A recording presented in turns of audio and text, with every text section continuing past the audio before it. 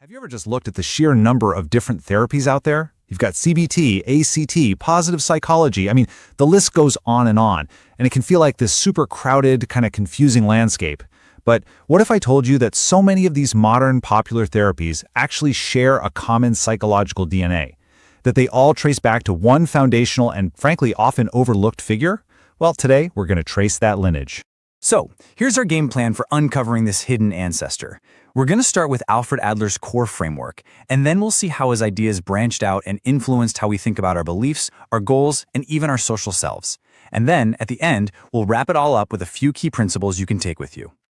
All right, let's start at the very beginning, with the foundation, the hub of our story, Adlerian psychology. Now, try to think of this not just as another theory on the pile, but more like a central perspective, a trunk from which many other ideas branch out. So, at its very heart, Adlerian psychology is all about being a unifying framework. It sees us as complete individuals, not just a collection of symptoms. It says we're always moving towards some kind of goal, and that we're deeply influenced by our own unique, personal perspective and, crucially, our place in the social world. It's a really holistic and practical way to look at why we do what we do. Adler's whole philosophy is really built on these core ideas you see here. He was convinced that our personal view of the world is what matters most, that all of our actions, even the ones that seem weird, have a purpose, and that we are fundamentally social creatures with this amazing, built-in capacity for change.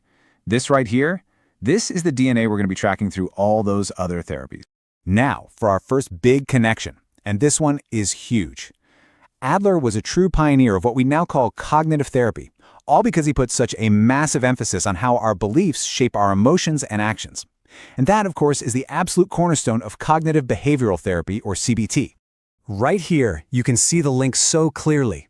On one side, you have Adler talking about lifestyle beliefs, which is basically the personal rule book you live by. And on the other, you've got CBT's famous cognitive distortions, those common, unhelpful thinking traps we all fall into.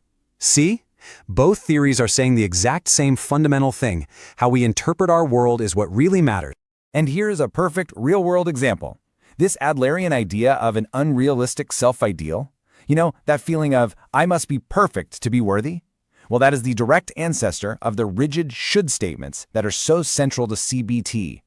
You can literally draw a straight line from one idea to the other. It's a direct evolutionary line in psychological thought. So really, when you get right down to it, both Adlerian therapy and CBT see the whole process in pretty much the same way.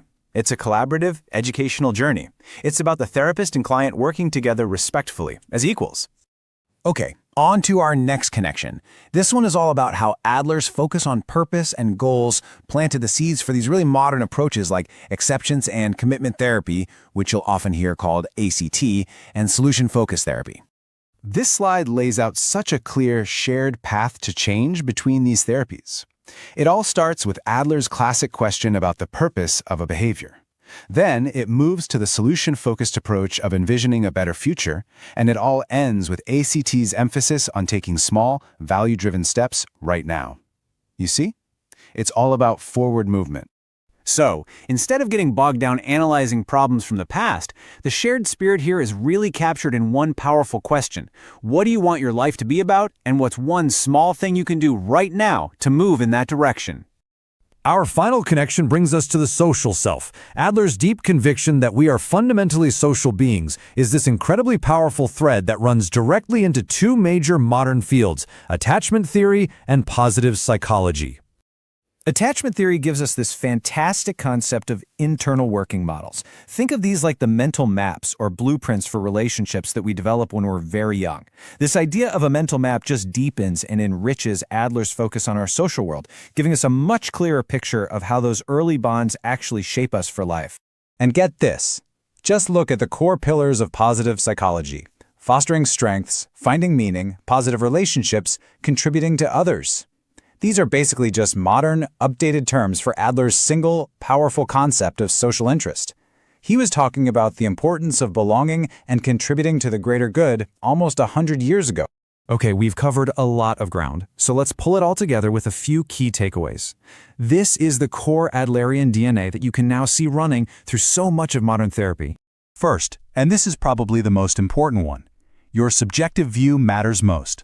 The way you interpret things, not the things themselves, is what shapes your emotional reality. And that, right there, is the direct link to CBT. Second, change is all about forward motion. It's this deeply optimistic view that focuses on moving toward a future that actually aligns with your values, rather than just getting stuck analyzing the past.